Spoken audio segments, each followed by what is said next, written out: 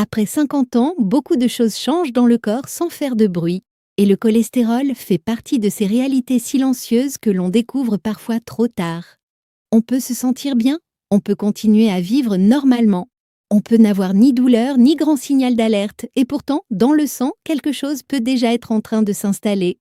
Un cholestérol trop élevé ne provoque généralement aucun symptôme visible. C'est souvent une prise de sang qui le révèle. Et avec l'âge, le risque augmente. C'est justement pour cela que ce sujet est si important, parce que beaucoup de personnes entendent le mot cholestérol et pensent immédiatement à la frustration, aux interdictions ou à des listes d'aliments qu'il faudrait bannir pour toujours. D'autres cherchent au contraire l'aliment miracle qui ferait tout baisser presque tout seul. Mais la vérité est plus intelligente que cela. Le cholestérol se gère moins avec un produit miracle qu'avec une alimentation cohérente, répétée, durable et centrée sur les bons choix.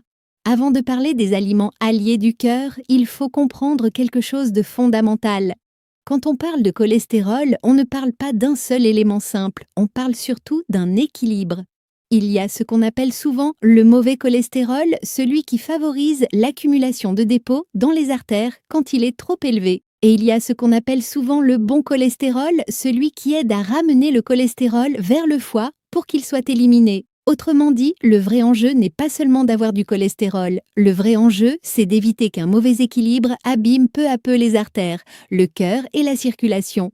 Et c'est là que l'alimentation devient une arme quotidienne. Le premier grand principe, le plus important de tous, c'est de réduire les graisses saturées. Pourquoi ?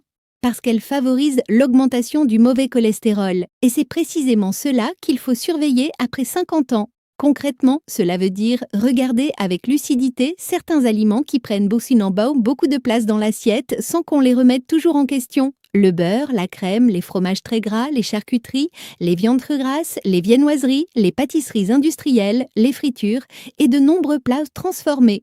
Et ici, il faut éviter une erreur fréquente. Le but n'est pas de vivre dans la peur de chaque aliment. Le but est de changer la base. Si les graisses saturées dominent toute la semaine, le cœur finit par en payer le prix. Si elles deviennent plus occasionnelles que quotidiennes, on change déjà énormément de choses. Le deuxième grand principe, c'est de remplacer plutôt que simplement supprimer. Beaucoup de gens essaient de manger moins gras, mais gardent une alimentation triste, frustrante, difficile à tenir. Ce n'est pas la meilleure stratégie. La meilleure stratégie, c'est de remplacer certaines graisses par de meilleures. Par exemple, utiliser davantage d'huile d'olive ou d'huile de colza à la place du beurre. Préparer des repas plus simples à la maison au lieu de dépendre des produits industriels. Choisir plus souvent des viandes maigres ou des sources végétales de protéines au lieu des charcuteries et des viandes grasses. Autrement dit, les vrais alliés du cœur ne sont pas seulement ceux qu'on enlève, ce sont aussi ceux qu'on remet à leur juste place. Le troisième grand allié du cœur, et l'un des plus puissants, ce sont les fibres solubles. C'est un point capital parce que beaucoup de personnes parlent du cholestérol sans jamais parler des fibres.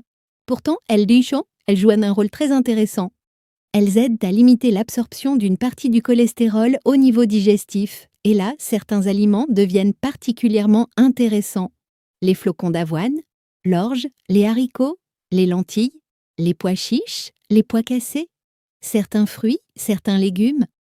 Cela veut dire qu'un petit déjeuner à base d'avoine n'est pas juste une mode. Cela veut dire qu'un repas avec des lentilles ou des pois chiches n'est pas simplement un vieux plat traditionnel. Cela veut dire que les aliments simples, quand ils sont bien choisis, peuvent devenir de vrais outils de protection du cœur. Le quatrième grand allié du cœur, ce sont les légumes, les fruits et plus largement une alimentation riche en végétaux. C'est un point fondamental. Le cœur aime les assiettes plus végétales. Il aime la simplicité, il aime la régularité. Il aime les aliments moins transformés, plus riches en fibres et moins chargés en mauvaises graisses. Cela ne veut pas dire devenir extrême. Cela veut dire remettre les végétaux au centre de l'alimentation au lieu de les laisser en décoration sur le bord de l'assiette. Le cinquième allié du cœur, ce sont les légumineuses. On ne les respecte pas assez, pourtant elles sont précieuses. Elles apportent des fibres, elles aident à construire des repas plus rassasiants et elles permettent aussi de remplacer une partie des aliments animaux les plus gras. Quand une personne remplace plus souvent une viande grasse ou de la charcuterie par des lentilles, des haricots ou des pois chiches, elle améliore à la fois son apport en fibres et la qualité globale de son alimentation. Le sixième allié du cœur, ce sont les fruits à coque non salés et certaines collations mieux choisies. Au lieu des biscuits, des snacks gras ou des viennoiseries, une petite poignée de noix nature avec un fruit peut déjà représenter une meilleure option. Et c'est justement là qu'il faut penser stratégie. Le cholestérol ne se joue pas seulement au déjeuner ou au dîner, il se joue aussi dans les petites habitudes invisibles. Le grignotage, les produits pratiques. Les petits écarts répétés chaque jour, une bonne poignée de noix nature ou un fruit n'a pas le même effet sur le terrain cardiovasculaire qu'un paquet de biscuits mangés régulièrement. Le septième allié du cœur, ce sont les poissons gras et les bonnes sources d'acides gras oméga 3. Là encore, il ne faut pas tomber dans l'exagération, ce ne sont pas des produits au miracle, mais ils ont leur place dans une alimentation favorable au cœur. Les acides gras oméga 3 participent au bon fonctionnement du corps et s'intègrent très bien dans une alimentation équilibrée orientée vers la santé cardiovasculaire. L'idée importante ici, c'est qu'un cœur protégé ne dépend pas d'un seul superaliment. Il dépend d'un ensemble, moins de mauvaises graisses, plus de fibres, plus de végétaux, de meilleures matières grasses, moins de produits ultra transformés et une meilleure cohérence globale. Il faut aussi maintenant dire quelque chose de très important. Les aliments alliés du cœur ne fonctionnent pas comme de la magie. Tu ne peux pas manger un bol d'avoine le matin, puis vivre toute la journée avec des produits gras et ultra transformés et espérer que le cœur ne remarque rien. Tu ne peux pas ajouter un filet d'huile d'olive sur une alimentation désordonnée et croire que tout est réparé. Tu ne peux pas chercher l'aliment qui sauve sans changer le terrain qui abîme. C'est pour cela que le vrai mot-clé ici, ce n'est pas super-aliment, c'est cohérence. Le cholestérol se travaille mieux avec une alimentation cohérente qu'avec un aliment vedette. Et il faut aussi rappeler une chose essentielle, l'alimentation n'est pas seule. Bouger davantage, marcher régulièrement, contrôler son poids, arrêter de fumer, limiter l'alcool, mieux dormir et suivre correctement son bilan de santé font aussi partie du travail. Et parfois, malgré de vrais efforts, certaines personnes ont aussi besoin d'un traitement. Il ne faut donc pas opposer alimentation et suivi médical. Il faut les faire travailler ensemble.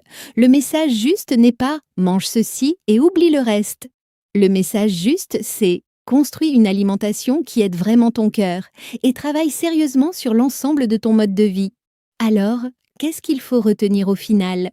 D'abord, après 50 ans, le cholestérol mérite une vraie vigilance parce qu'il peut augmenter sans symptômes clairs et abîmer les artères en silence. Ensuite, les aliments les plus utiles sont ceux qui aident à réduire les graisses saturées et à apporter plus de fibres. L'avoine, l'orge, les haricots, les lentilles, les pois chiches, les légumes, les fruits, les huiles végétales mieux choisies et des collations plus simples et moins transformées. Il faut retenir aussi que le vrai danger ne vient pas seulement de ce qu'on mange une fois de temps en temps, mais de la base répétée de l'alimentation. Les charcuteries, l'excès de beurre, les produits ultra transformés, les viennoiseries, les snacks gras et les plats industriels trop fréquents. Et enfin, il faut retenir cette phrase. Le cholestérol baisse rarement grâce à un aliment miracle, mais il peut reculer quand l'assiette entière commence enfin à travailler pour le cœur. Après 50 ans, le cholestérol n'est pas un sujet à traiter à la légère, surtout parce qu'il peut augmenter sans faire de bruit. On peut se sentir bien, ne rien remarquer, et pourtant laisser le cœur et les artères s'abîmer lentement. C'est justement pour cela que l'alimentation devient un levier si important. Ce qu'il faut retenir, c'est que le cœur n'a pas besoin d'un aliment miracle. Il a besoin d'une assiette plus intelligente. Moins de graisses saturées, plus de fibres, plus de végétaux, de meilleures matières grasses et moins de produits transformés. Ce sont ces choix répétés, simples mais cohérents, qui peuvent vraiment faire la différence avec le temps. Au fond, protéger son cœur après 50 ans, ce n'est pas manger parfait, c'est manger plus juste, plus souvent. Et quand l'assiette commence à travailler pour le cœur, c'est tout le corps qui en profite.